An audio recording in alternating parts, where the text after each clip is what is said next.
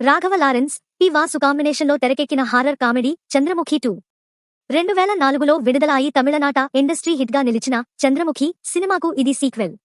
మొదటి భాగంలో రజనీకాంత్ హీరోగా నటించగా, సీక్వెల్లో హారర్ సినిమాల స్పెషలిస్ట్ రాఘవ లారెన్స్ కనిపించనున్నారు.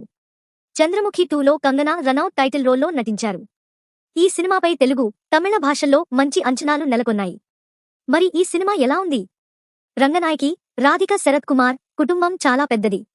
కానీ ఉన్నట్టుండి వారి కుటుంబానికి సమస్యలు చుట్టుముడతాయి.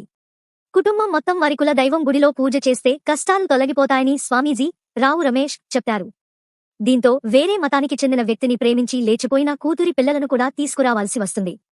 వారితో పాటు మదన్, రాఘవ లారెన్స్ కూడా వస్తాడు. వారి కులదైవం గుడికి దగ్గరలోనే చంద్రముఖి ప్యాలెస్, 2005లో మొదటి చంద్రముఖి సినిమా కథ జరిగిన ఇల్లు ఉంటుంది. ఆ సంఘటన తర్వాత కైలాష్, మొదటి చంద్రముఖిలో ప్రభు కుటుంబం అక్కడ నుంచి వెళ్లిపోతుంది. ఇంటి మొత్తానికి ఓనర్గా బసవయ్య, వడివేలు ఉంటాడు. రంగనాయకి కుటుంబాన్ని ఇంట్లో దక్షిణం వైపు వెళ్లవద్దని బసవయ్య వారిస్తాడు. కాని కొందరు వినకుండా వెళ్తారు. ఆ తర్వాత ఏం జరిగింది? ఈ కథలో వేటయ్య రాజు సెంగోటయ్య, ఇంకో రాఘవ లారెన్స్ పాత్ర ఏంటి అనేది సినిమా చూసి తెలుసుకోవాల్సిందే. హారర్ జోనర్ సినిమాల్లో చంద్రముఖి ఒక క్లాసిక్. ఒక horror cinema south India industry హిట్గా నిలవడం అనేది అదే మొదలు, అదే చివర కూడా. రజనీకాంత్ లాంటి మాస్ హీరో తన ఇమేజ్కి భిన్నమైన పాత్ర పోషించడం అప్పటి చంద్రముఖి సినిమాకి అతి పెద్ద ప్లస్ పాయింట్. ఒక సూపర్ స్టార్నే అలాంటి పాత్రలో చూడటం అప్పటికి చాలా కొత్తగా అనిపిస్తుంది. కానీ చంద్రముఖి 2లో ఆ ఫ్రెష్నెస్ లోపించింది. ఎందుకంటే హారర్ కామెడీ సినిమాలకి రాఘవ లారెన్స్ పెట్టింది పేరు. ముని దగ్గర నుంచి రాఘవ లారెన్స్కు వచ్చిన హిట్లన్నీ దాదాపు హారర్ కామెడీవే.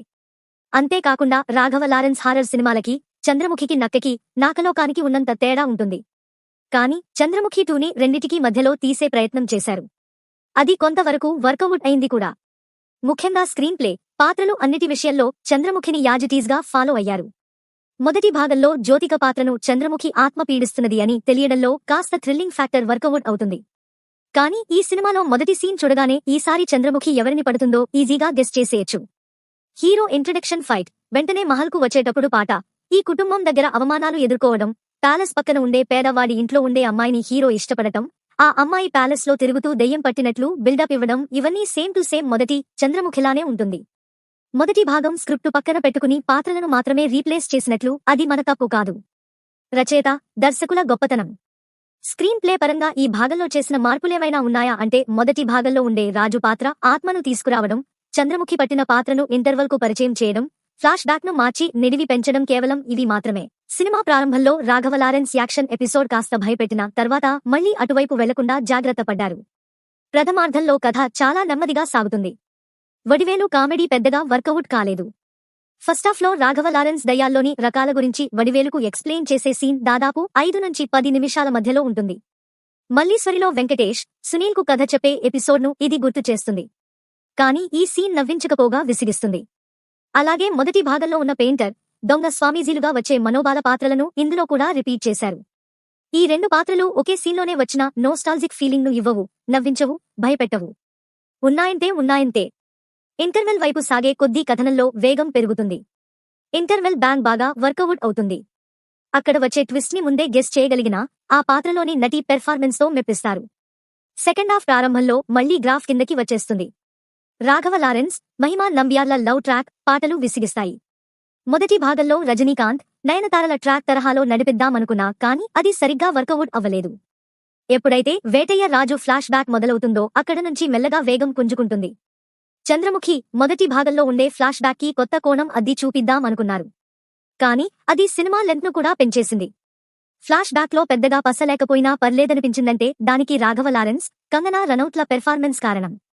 క్లైమాక్స్ను మళ్లీ మొదటి భాగం తరహాలోనే ముగించారు.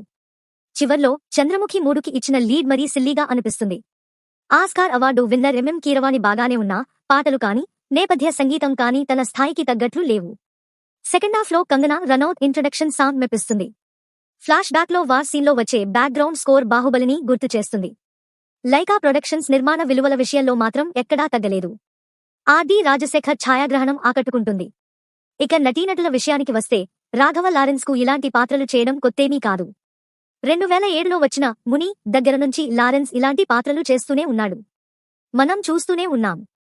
కానీ ఈ పీరియాడిక్ పోర్షన్లో వచ్చిన వేటయ్య రాజు సెంగోటయ్య పాత్ర తనకు పూర్తిగా కొత్త. ఈ పాత్రలో తన నటన అద్భుతం అని చెప్పవచ్చు. కంగనా రనౌత్ కూడా చంద్రముఖి పాత్రలో అలరిస్తుంది.